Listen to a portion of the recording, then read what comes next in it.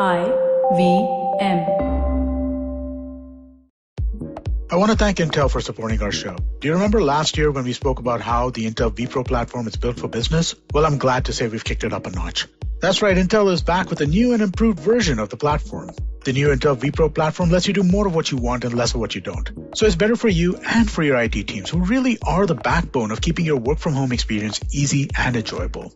I can safely say that the new vPro platform gives you more enterprise efficiency with less constraints. Visit intel.in/morewithvpro, that's VPRO, to discover how you can get more done with less waiting. If you're listening on the IVM Podcast Android app, click the link that's visible to you now.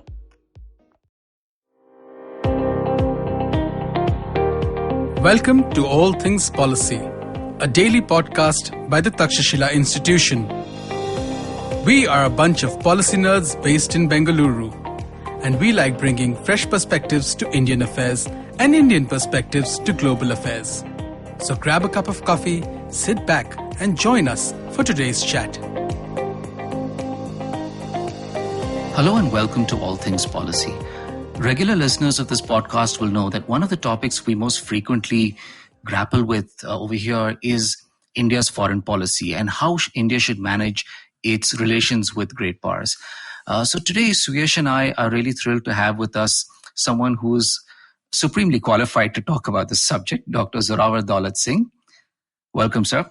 Thank you for having me. Great to have you. Dr. Singh is a historian and strategist.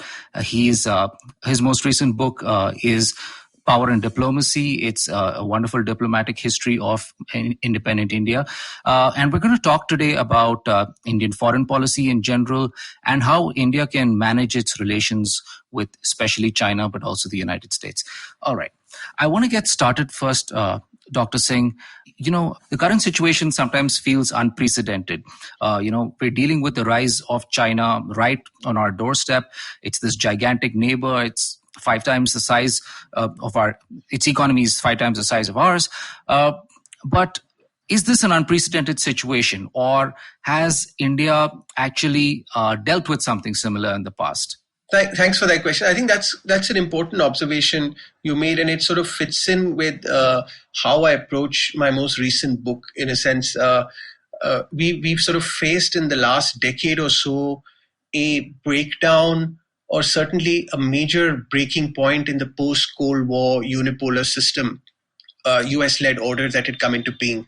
We've seen a range of pushbacks by regional powers, great powers, who are seeking to sort of extract more space in that order, revise some of the rules that define that order, and the overall power balances, both in a material sense and in ideological sense, are undergoing changes. So you have observers sort of urging India to sort of respond to this in sort of as if it's an unprecedented development. But in fact, when you look back at the first Cold War, you look at, let's say, the late 1940s, early 50s, you saw even a more, I would say, a dramatic change in the balance of power. The post-Second World War order in Asia was quite dramatic. You had multiple power transitions going on. You had the decolonization process, which from the perspective of the West was fairly disruptive, a setback to their interests. You had the rise of China. You had the return of India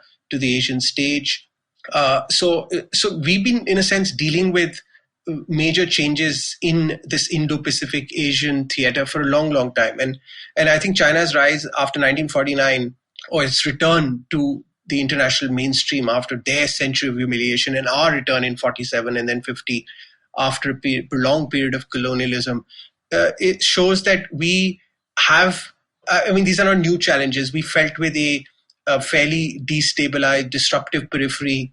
China restores its presence and authority over Tibet after a long period where the British had sort of disrupted that process and certainly altered the geopolitics of the Himalayan areas. Through the 50s, then you see, although there was a brief period of cooperation and some sort of a tacit understanding between India and China, you see sort of by 57, 58, 59, certainly you have that relationship undergo a massive explosion, eventually crisis and conflict on the frontier. So coming back to today, we have, we're not dealing with a China that we don't know. I always find it a bit sort of disconcerting to see us in India talk about a China that is a mystery to us. I think we know China. We know that we've been living with it for 70 years. And sadly, the fact that we are constantly trying to sort of reinvent the wheel is something that we need to sort of set aside. Dealing with China requires a realpolitik framework. It also requires a sophisticated understanding of what it means to live in a common Asian neighborhood with an overlapping periphery. So I think India has struggled to find that balance between shaping a balance of power and also a balance of interests. And I think that's where the coming period is going to be extremely challenging for India, how to find that right balance. All right. So now you're making the case that this is not unprecedented in any way. So could you tell us how India managed its relationship with China in the 1950s and how it adjusted its relationship with the USSR and the United States during that period? Sure. So we saw in the first half of the 1950s, there was an approach to international security and regional security taken by Indian policymakers. And in essence, it was, we are not going to participate in this East-West sort of ideological power contest. We're not going to remove ourselves from it. We're going to actually try and shape this contest towards something which can create a little more space for the middle powers and the other rising powers, the non-aligned states like India. So you saw a lot of what we call peacemaking undertaken in situations where both blocs found themselves on the verge of conflict or crisis. So the Korean War, in Vietnam, in the Taiwan Straits, you saw India taking fairly proactive roles to soften the possibility of a armed collision and even prolonged sort of friction and dissonance between the major powers at the time. So that process or that foreign policy did yield some benefits, contrary to what our historiography tells us. We were able to stabilize Asia for a period. What happens is by the late 50s, that sort of exhausts itself in a sense, because you see the post-Stalin Soviet Union beginning to undertake its own sort of a semi-rapprochement or an opening to the West to stabilize ties with the Western Bloc. You see China reacting to that process by a far more rigid ideological sort of backlash at home with a return of Maoism and a more hardline sort of approach to domestic affairs and foreign policy. So I think that kind of makes it far more complicated for India to maintain that role. And in all this, you see the periphery sort of the Himalayan frontiers kind of returning back to a state of instability, heightened instability. You have a rebellion in Tibet where India finds itself caught in a crossfire between the United States and China. Partly, it also engages in that for purposes of leverage. So you see a whole range of factors that come together in a nasty sort of mix to totally disrupt and unravel Sino-Indian relations. And eventually it leads to a major clash in 1962. So how did you deal with that period of China? You had fairly positive ties with Washington and Moscow. You developed an extraordinary amount of economic aid that you were able to extract, partly because both those superpowers felt shaping some sort of a balance of power in Asia suited their interests, their strategic interests. They did not want Chinese hegemony to extend all the way into South Asia, Southeast Asia. So there was a natural convergence, in a sense, with both these superpowers and how they looked at China. So my case has really been that basic convergence continues to exist today, both with Russia today, even though you have a Sino-Russian partnership that is trying to sort of push back at some of the unilateralist impulses of the United States, but yet there is a innate sort of convergence between India and Russia on China, and similarly between India and the United States on China. The problem really arises is how do you convert that convergence to gain leverage on China in an operational sense, because eventually it's all about showing benefits in actual policies. And I think that's where the challenge has been. So for the last 10 years, 15 years, we've been doing a very similar approach where we are trying to sort of deepen ties with China's neighbors on its periphery and the major powers, and hoping that would sort of unsettle the Chinese into making some sort of a more deeper outreach to India in terms of engagement and perhaps even some concessions on certain fronts. So that has not entirely played out as we would have hoped. And partly the reason is the power asymmetry between India and China is far higher than it was during the first Cold War. So what we might believe to would serve as a pressure point on the Chinese, I don't think that's enough for them to make that adjustment to India's perceived position that it would like to hold in Asia. So my policy framework or advocacy has really been, and I think history shows this. I mean, the only way to really have a stable relationship with China is when you have both these pillars working together, both sort of legs of the policy. One is having a balanced power policy in place that is stable ties with the major powers, but also having a very stable, sustained policy of engagement with China. I don't mean engagement with China of just summitry and informal meeting. I'm talking of having a sophisticated policy of complex interdependence, dialogue on regional security, of course, having your sets of core interests and agree to disagree. So I'm talking of quite a similar policy, the way the Russians and the Americans have handled China's rise in a sense. So I think that's where there's a bit more learning that needs to enter into our sort of strategic community and even the policy apparatus. Dr. Singh, thank you so much for your remarks. In your proposition and in your argument, you stated that India is already doing certain things. For example, talking with Chinese neighbors and for bidding the kind of symmetry which has been built. Can you give certain examples of India's action, India's policy action where they are trying to talk with Chinese neighbors and that has not worked for India to the limit that you think it should have? I meant we have developed a fairly deep engagement, strategic engagement with China's neighbors across Asia, Eurasia, and the major powers, right? I'm including it all in one sort of framework. So, I mean, I can give you examples, of course, the Indo-US relationship. I mean, it's quite evident, right? From the last, certainly since the nuclear deal. If you're talking of the post-Cold War period, of course, there was one which was there in the first Cold War, but the one after 2005 has been a fairly sustained progression of some sort of a strategic understanding on shaping Asia's balance of power. Of course, it's not been a smooth ride, or it's not been total convergence, but there is a basic understanding. Similarly with Russia as well, you see in terms of the level of military assistance, arms transfers, technology support.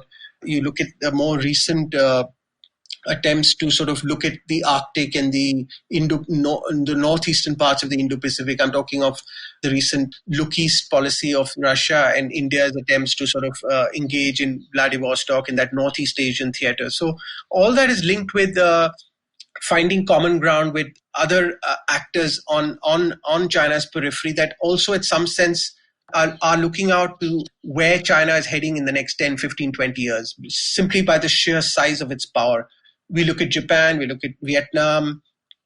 We have a fairly close strategic cooperation with Vietnam and its military. So the point is that all this is fine and it should continue.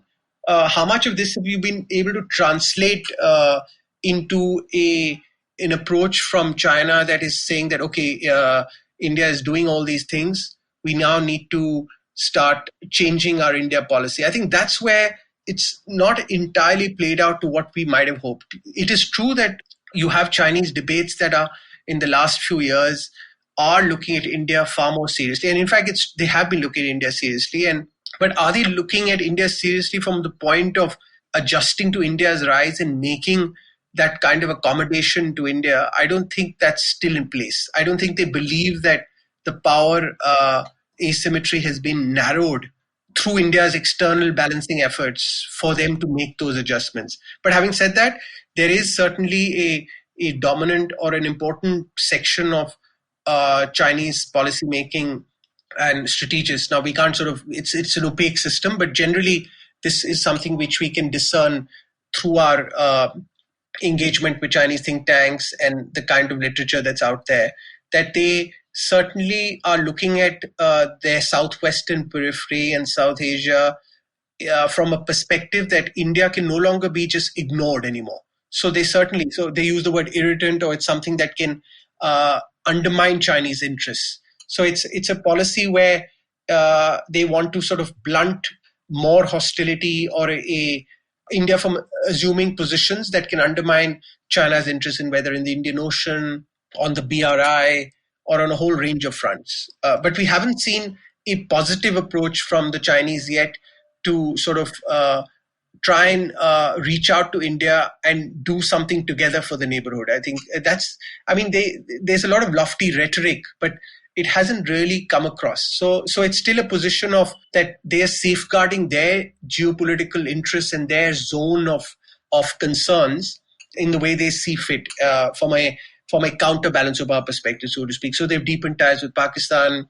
They've reached out to India's neighbors beyond what Delhi might like them to do, etc. So there is clearly a larger footprint today that China has in the neighborhood, and this is sort of moved in tandem with India's sort of external balancing efforts. So I see both sides still working at cross purposes and not able to craft that new modus vivendi or understanding, so to speak. And I think the border crisis in the last few months is a major inflection point, which shows how deep the actual the mismatch between Indian and Chinese expectations and perceptions of each other's rise has reached. All right. Now you've talked about the Chinese perspective of India, and the Chinese sometimes seeing India as this irritant.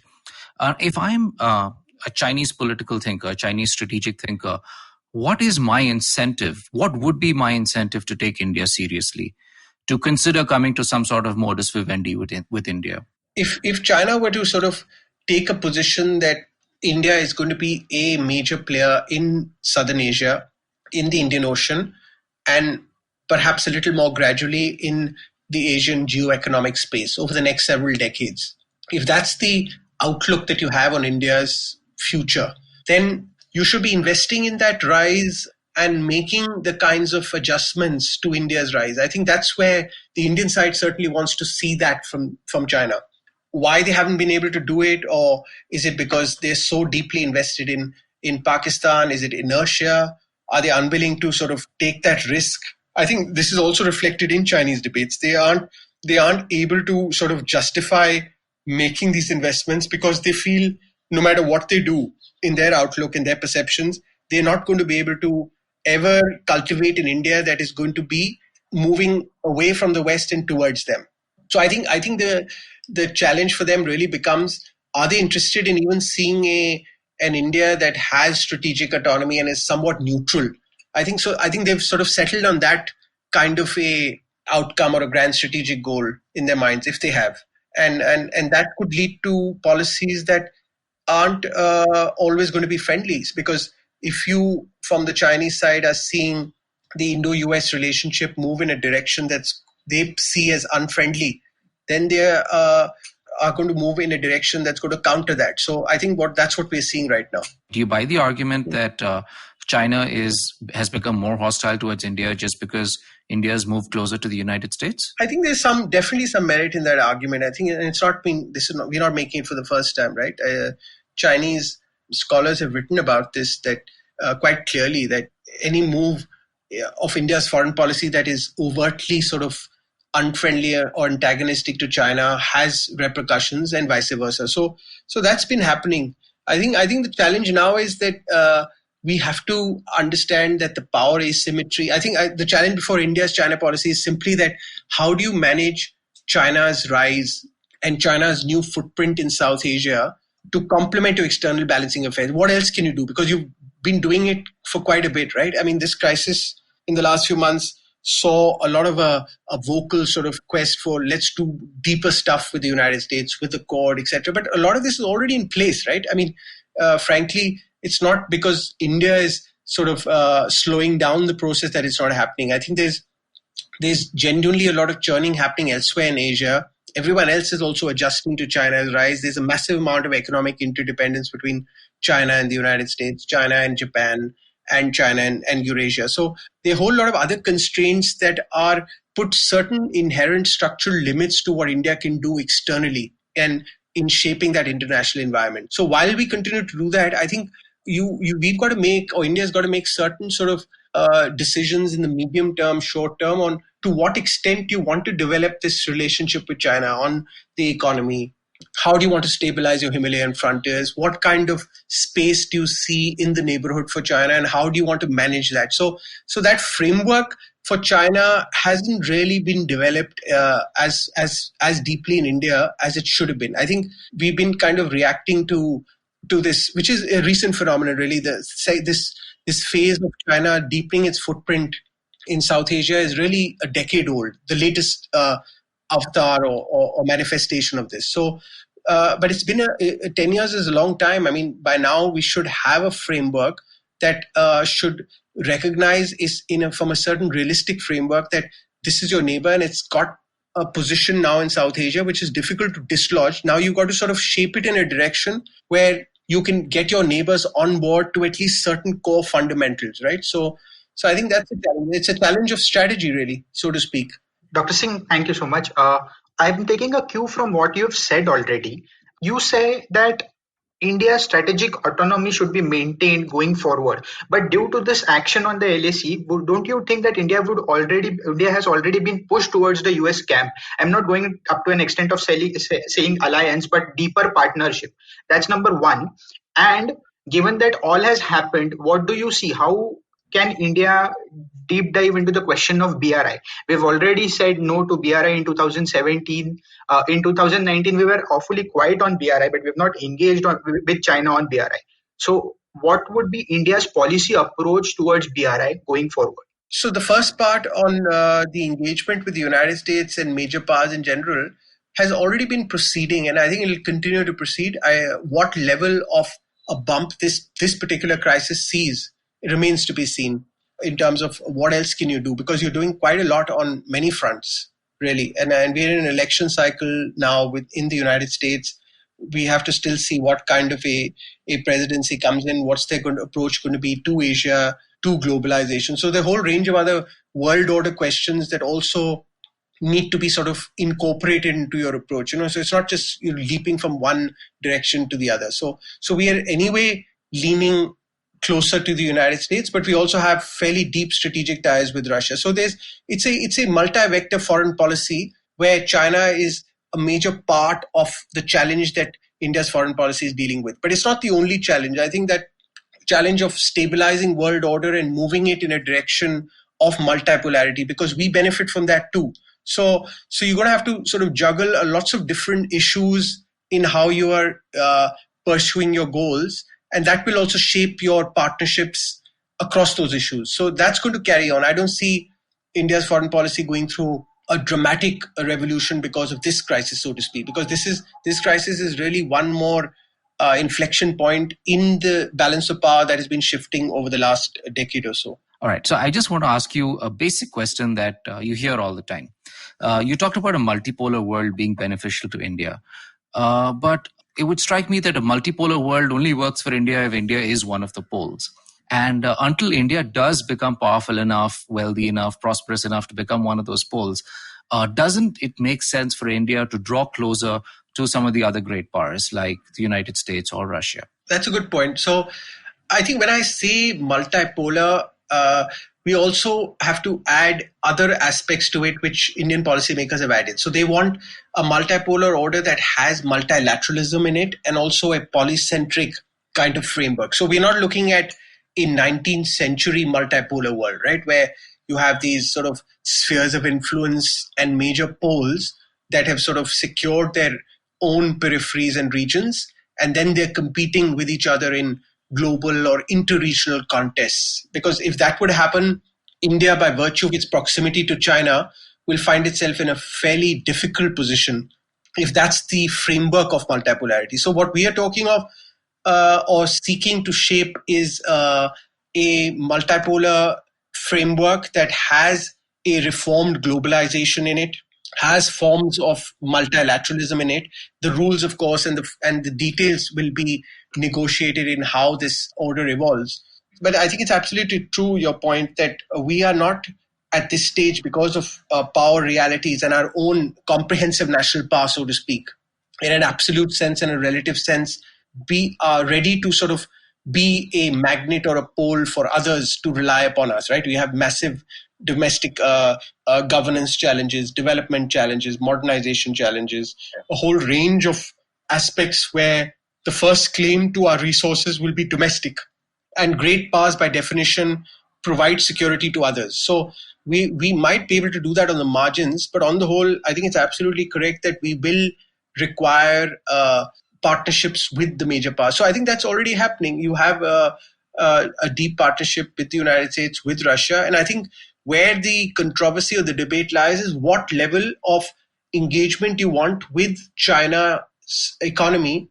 And here I don't mean in the bilateral sense, because if you look at the Indo-Pacific, East Asia, whatever you want to call it, that geoeconomic space, the preceding decades has created a political economy, so to speak, of trade, investment, and interdependence between China and its neighbors, both from the heart of Eurasia to Northeast Asia, Korea, Japan, Australia, Southeast Asia. We're talking of a very extensive economic space that is evolving, and it's likely to evolve further as more integration processes and trade rules and investment linkages deepen in the coming decades. So I think the question for India should be, how do you want to fit into that? And you can't fit into that by having a relationship with China that completely seals yourself off from them economically. So because they're going to be involved some way or the other with their neighbors and your strategic partners, so to speak. So you see where I'm going. You are going to have to come to some sort of determine what are the sectors, what are the areas that you want to engage with China, because your integration with Asia is linked with that. So multipolarity, the way I see it, is going to have links with these 3 or 4 major power centers, right? You'll have Europe, you'll have East Asia, you'll have the China's economy, an inherent part of that, having a stronger footprint, and you'll have major strategic ties with the military superpowers, so to speak, which is Washington and Moscow. So that whole framework, when it comes together, does provide you a broad enabling environment which allows you to have the maximum amounts of options to pursue your modernization goals at home, right? Because that's what you want. That's your first order priority. And to have a periphery that is free from conflicts that you can't handle. So I think that's where and then the third order goal is, what do you do in the broader space, etc., which is still a little further off from our strategic horizon. Yeah, I absolutely see your point about India needing to engage with China economically if it is to do any meaningful commerce in Asia. You also talked earlier in this episode about the Cold War. And, while you talked about the geopolitics of the Cold War, it was also, of course, an ideological struggle. And we don't see those kind of ideological divides today. And we don't necessarily see, for example, China or the United States necessarily threatening the stability of existing regimes. So I think that critical difference is there between today and the Cold War, and maybe that perhaps reduces the incentive for hard balancing.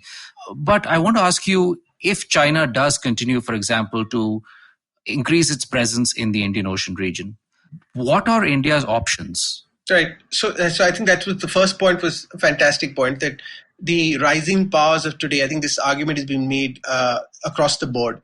The rising powers of Asia don't have that level of ideological dissonance with the basic framework of the open liberal international order that was supported by the United States.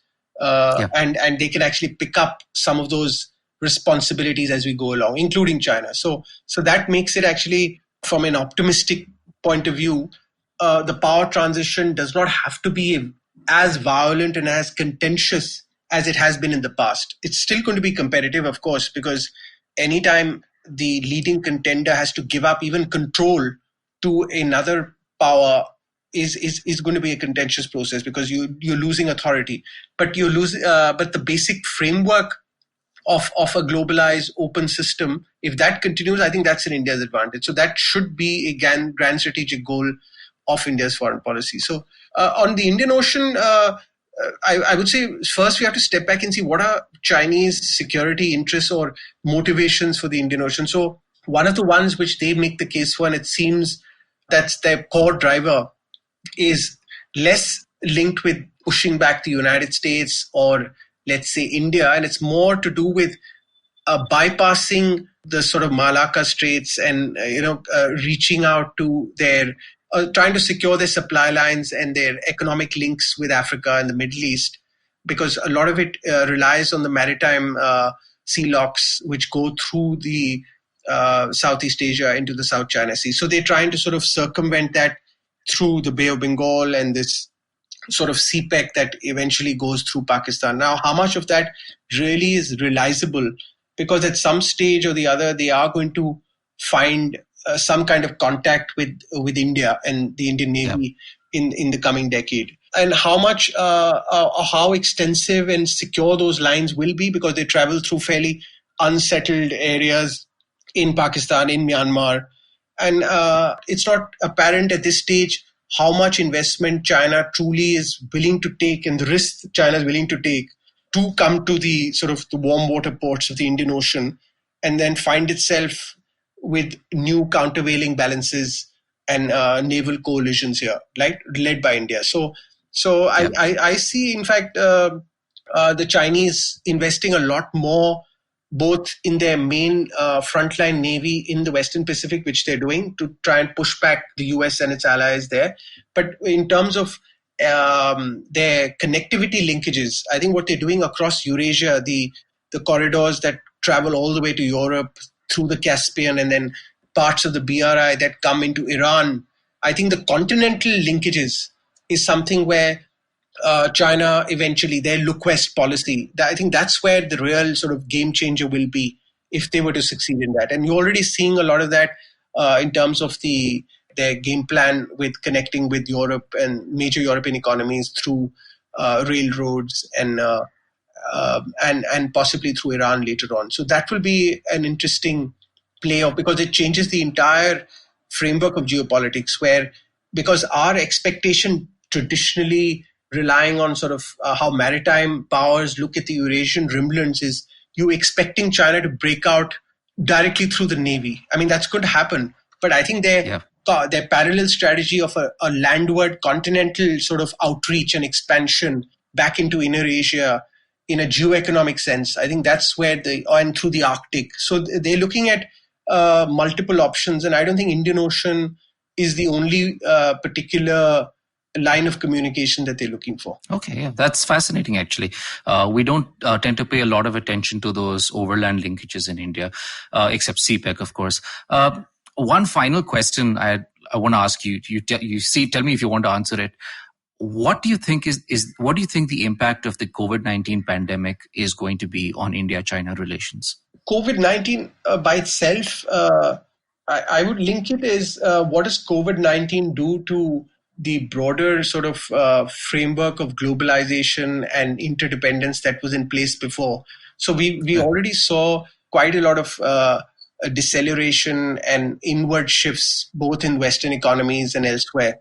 How does COVID further accelerate that trend or shift it in a direction of, let's say, more digitization, more regionalization of trade and investment? So I think a lot of it all does not necessarily might work to India's advantage again. And this comes back to that point of how deep an investment do you want in the Asian geoeconomic space? Because one scenario I see of the post-COVID world, if the United States does not get its act together at home, is China deepening its linkages in Asia, along with others, the major economies of Asia. And this time India will find itself sort of an uphill task in re-entering that in, let's say, 10 years, because we've taken a choice today to step back from RCEP, which were these trading negotiations that were in place. And we're going into a process of industrialization and regeneration, rejuvenation at home. So if we were to succeed in that process and re-enter, that's fine. But I think we will enter a world which will look very different from, or certainly it will be a more amplified version of the interdependence we see today. Because for the first time, I think we're facing the prospect that Asia can actually survive on its own economically. I'm talking of the Asian continent. It has the energy resources of Eurasia. It has the technology of Japan, China, and Korea. It has the human capital and the demography. It has the consumption power. So we're talking of Asia returning to what it was for 1800 years or 1600 years of the last 2 millennia. And I think that's the broader sort of big picture that India needs to sort of play out. And where does it want to be in that? Because while the West will remain important and engaged, I think there's no way for us to avoid being part of this new dynamic Asia over the next 2-3 decades. And that eventually comes down to having some sort of a stable India-China relationship. So everything is interlinked here. And I think we have some major strategic choices to be made. And our only hope is Indian policymakers have the long view. Wonderful. On that note, thank you so much. This has been a really great discussion. You've given us a lot to think about. It's a perspective that we don't normally hear in the normal course of discussions. So thank you once again. Thank you so much. And thank you for joining us on All Things Policy. If you liked our show, don't forget to check out other interesting podcasts on the IVM network. You can tune into them on the IVM Podcast app, ivmpodcast.com, or wherever you listen to your podcasts. You can also follow IVM on social media. The handle is @IVM Podcasts on Twitter, Facebook, and Instagram. And hey, if you'd like to dive into Takshashila's research on technology, strategy, and economic affairs, check us out at our Twitter handle @TakshashilaINST or our website takshashila.org.in. I hope you enjoyed that show. I'd like to thank our sponsors this week, Paytm Money and Intel. So, been a really exciting week on the network this week. We've had some really cool stuff. My old friend Vivek Lad was on Storytellers and Story Sellers. Definitely do check that out. On Cyrus Said, we had Ashwin Sanghi on Thursday's episode, and Cyrus and myself did a cock and bull, just the two of us. That was fun as well on Monday. Do check that out. Masaba was on Advertising is Dead, which was another really, really strong episode from Varun. And on the sports front, both Edges and Sledges, Football Shitball had some really fun episodes. That's the Football Twaddle. Do check those out as well. And if you haven't been paying attention and you haven't been listening to Smile India in these times, I don't know why you aren't. It's the most uplifting show that you could listen to. It's a short, bite-sized piece of really positive things that happen in India. Do definitely check that out. And with that, we hope to see you again next week. Entertainment is like food for the brain. It's a window to culture and a great way to understand the world around us. The internet has changed what it means to be an entertainer, creating new storytellers with millions of fans.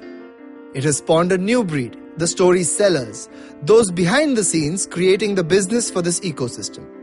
They work with brands, platforms and channels who are keen to capitalize on an audience hungrier than ever for more stories. I'm Vineet Kanabar, and I have a ringside view to how stories are told and sold. On my show, I bring you creators, artists, executives, and marketers for a freewheeling conversation around the business of entertainment. Tune in to Storytellers and Story Sellers for personal stories, analysis, and criticism every Thursdays as I talk to the brightest minds telling or selling great stories today.